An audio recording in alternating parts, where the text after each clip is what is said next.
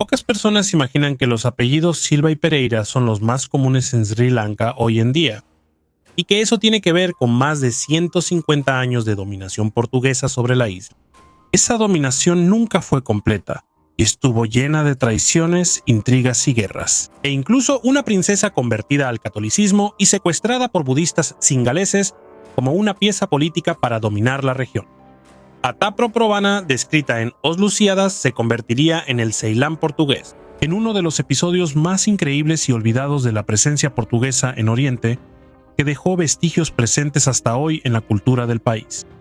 En el video de hoy vamos a sumergirnos en la conquista portuguesa de Ceilán, la isla de la canela, y entender por qué Portugal dominó la costa oeste durante 153 años sin nunca dominar toda la isla. Pero antes de comenzar el video, si te gusta nuestro contenido, hazte miembro ahora mismo aquí en el canal, así podrás tener acceso a nuestro grupo y a contenidos exclusivos con derecho a clases en vivo para profundizar aún más en los bastidores de la historia. Para entender por qué Portugal llegó a Ceilán, primero necesitamos recordar cómo funcionaba el Imperio portugués.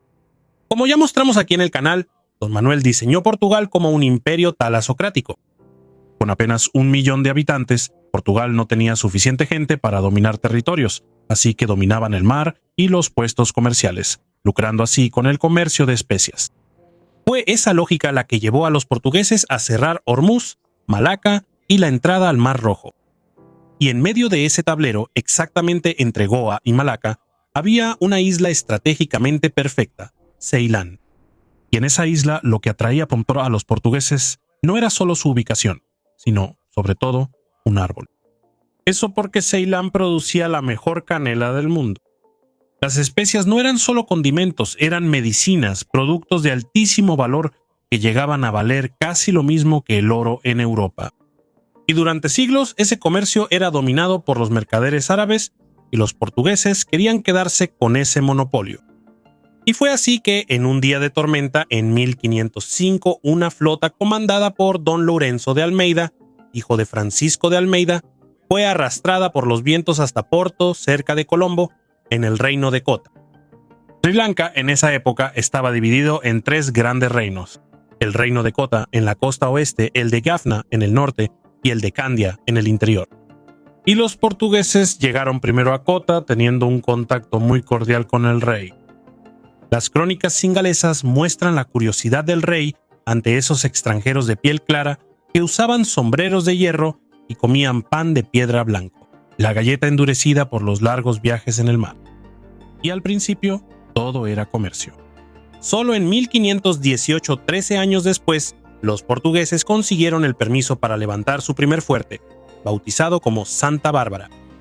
Esa primera fortificación fue abandonada tiempo después, con los portugueses regresando en 1554 para construir una fortaleza más robusta, donde a su alrededor crecería la ciudad de Colombo, que se convertiría en la capital del Ceilán portugués. Pero curiosamente los portugueses no conquistaron el principal reino de la isla con cañones, sino con intrigas. En 1521 el rey de Kota fue asesinado por sus propios hijos, quienes dividieron el reino entre ellos. Y al darse cuenta de que el reino ya tenía una propensión a las conspiraciones, los mercaderes portugueses empezaron a avivar las rivalidades, apoyando a un hermano contra el otro y cobrando caro por ofrecer protección. Y así una sucesión de muertes, golpes y cambios en el trono de Kota ocurrirían hasta que 30 años después surgió un bautismo inesperado. En 1557, el joven rey Dharmapala de Kota se convirtió al catolicismo y buena parte de la nobleza singalesa lo siguió.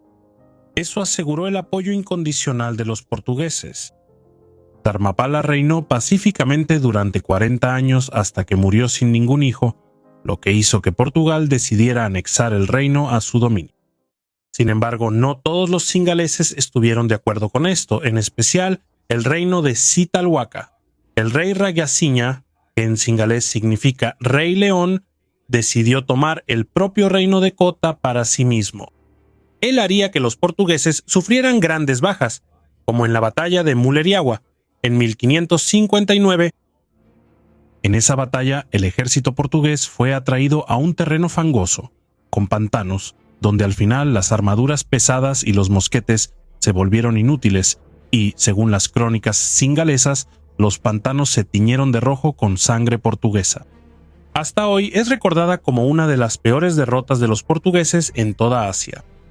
Y el Rey León, de esa manera, llevaba el enfrentamiento contra los portugueses mucho más lejos.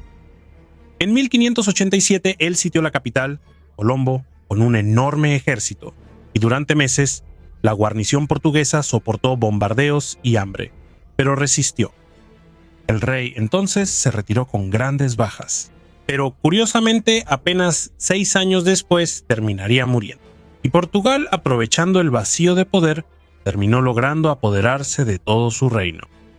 Con el reino de Citalhuaca fuera del camino, aún quedaba el Gran Reino, un reino independiente en la isla, escondido en las montañas del interior, el reino de Candia, y los portugueses planeaban tomar Candia, no con la fuerza bruta a la cual sabían resistir, sino con la legitimidad. Esto porque tenían con ellos a una joven llamada Doña Catarina.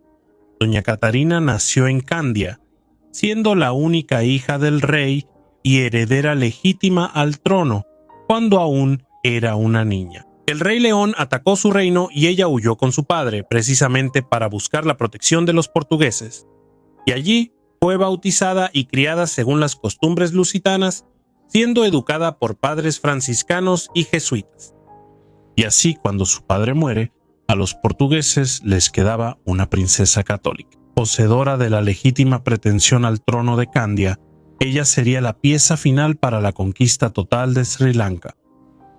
Y así los portugueses pronto idean un plan ingenioso, bajo el mando de Pero López de Sousa. La idea era coronar a la reina de Candia y casarla con el noble portugués. Las tropas portuguesas ocuparon Candia y proclamaron a Doña Catarina como reina. Sin embargo, todo salió mal. Quien acompañaba a los portugueses era Konapu Bandara, un noble singalés bautizado como Don Juan de Austria y que servía a la corona como líder militar de tropas locales. Pero al pasar por las montañas del interior del reino, él cambió de bando. Incitó la deserción de los auxiliares nativos y tomó para sí el trono, coronándose como rey con el nombre de Vimaladharma Surya I. Cuando los portugueses retrocedieron hacia Colombo, llevando a la reina, fueron rodeados y, en ese sitio, todo el ejército fue aniquilado. Pero López de Sousa murió y Doña Catarina fue capturada. Y para legitimar su propio poder, el nuevo rey se casó con la reina prisionera. De ese modo, la legitimidad que los portugueses habían creado y cultivado durante años terminó en manos del enemigo. El rey, sin embargo, poco tiempo después terminaría muriendo y con eso, Doña Catarina pronto se casaría con el primo del antiguo rey, el nuevo rey Senarate. Ella moriría, según la tradición, años después de tristeza, tras la muerte de su hijo, y enseñando el catolicismo a sus criados en secreto. Al mismo tiempo, en el otro lado de la isla, los portugueses no dejarían de acumular desastres. En 2 batallas en Ganorúa e Irandenibia, los portugueses fueron masacrados por tropas singalesas, que eran aliadas y cambiaban de bando en el último momento. Además de batallas libradas bajo la lluvia, cuando la pólvora terminaba mojándose, incluso una de esas batallas. El propio capitán general Constantino de Sá de Noroña terminó siendo asesinado. La lección fue dura y reveladora. Por más fortalezas que se levantaran en la costa, el poder portugués en Ceilán no lograba conquistar el interior. Las conspiraciones, disimulos y revueltas se daban con mucha facilidad entre el pueblo singalés y no tenían ningún paralelo con cualquier otro pueblo alcanzado por el imperio portugués. Y fue justamente así como los portugueses fueron derrotados en varias batallas en el territorio por personas que ellos mismos creían que eran aliados, algunos incluso bautizados. Sin embargo, si en Kandy los portugueses tenían ese problema, en Kotte eso ya no existía en esa costa. Los portugueses fueron consolidando su dominio en 1619, lograron anexar el reino de Jaffna y a lo largo de la costa los portugueses levantaron un verdadero anillo de fortalezas impresionantes. Las fortalezas de Colombo, Gale, Jaffna, Calutara, Negombo y Manar, que rodeaban la costa de la isla, y de ese modo crearon un impresionante anillo de fortalezas en la costa. La canela justificaba toda esa protección. La canela de Sri Lanka hasta hoy es considerada la mejor canela del mundo, siendo muy valiosa y difícil de cultivar, diferente de la canela acacia, que es más barata y popular. Pero a pesar de todo el éxito con la canela y con el rey de Kota, los portugueses lidiaban con el interior peligroso que aún no les pertenecía. Pero así como en todo el imperio portugués, junto con el dominio comercial, los portugueses también traían misioneros católicos, misioneros franciscanos y jesuitas. Se extendieron por el reino de Kota y Jaffna, y eso influyó incluso en la conversión del rey de Kota, que a su vez abrió camino para conversiones en masa, sobre todo entre las castas de pescadores en la costa, que veían ventajas sociales en adoptar la religión de los portugueses.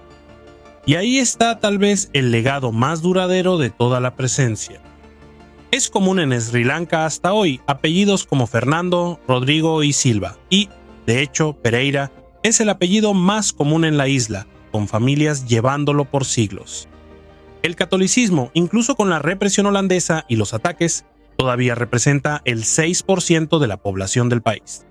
Y el portugués se convirtió en una lengua franca en la isla, dando origen a una lengua criolla que sobrevivió por siglos. Pero la presencia portuguesa caería durante la Unión Ibérica. Al ser gobernado por los reyes españoles, Portugal atrajo a los enemigos de Castilla, y el más peligroso de ellos eran los holandeses.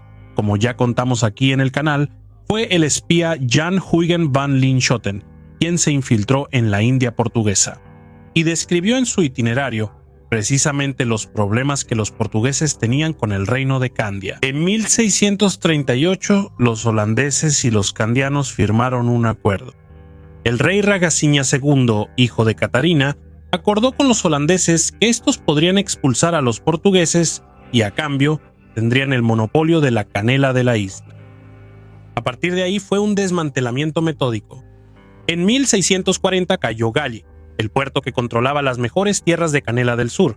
Después cayó Jaffna y, por último, Colombo. Y después de 153 años, el dominio portugués en Ceilán llegaba a su fin. Sin embargo, el final guardaba una última amarga ironía. Los candianos pensaban que los holandeses iban a expulsar a los portugueses y luego negociar con ellos, pero ya sabían todo lo que les habían hecho a los portugueses. Lo que hicieron los holandeses fue someter el Ceilán portugués a un dominio mucho más severo y marcado por la desconfianza. Y así solo lograron convertir el Ceilán portugués en el Ceilán holandés. Por último, como ya vimos aquí en el canal, cuando perdieron Ceilán, el rey Pedro II de Portugal decidió tomar la desesperada decisión de intentar plantar la canela de Oriente en Brasil. La isla que Portugal perdió es en gran parte la razón por la cual tantas plantas indias como el mango, la yaca y el propio coco terminaron en territorio brasileño. Como ya vimos en videos aquí, y así llegamos a la gran ironía de esta historia. Durante 153 años Portugal estuvo en Sri Lanka, convirtió reyes, levantó fortalezas, monopolizó la canela más codiciada del planeta, pero nunca conquistó toda la isla. Sus enemigos candienses siempre ganaban con ataques, sorpresas y traición, pero al final ellos también fueron traicionados por sus supuestos aliados holandeses. Y lo interesante es que los holandeses tomaron las fortalezas y después los ingleses se las quitarían a los holandeses. Sin embargo, lo que quedó más profundo en esa isla no fueron los muros de piedra, sino la fe de las comunidades costeras. Los apellidos portugueses que miles de familias llevan hasta hoy. El criollo portugués que atravesó los siglos y la canela que escapó de la isla y dejó raíces en el plato del brasileño. Y así el imperio, que nunca conquistó toda la isla, fue al final el que más dejó huellas permanentes en ella. ¿Y sabías que Portugal dominó Ceilán durante 153 años? Imaginaba que nunca llegaron a conquistar toda la isla. ¿Qué fue lo que más te sorprendió? Así que deja tu comentario ahora mismo para fortalecer nuestro trabajo. Y aprovecha y hazte miembro del canal ahora mismo. Así podrás profundizar y conocer cada vez más la apasionante historia ibérica.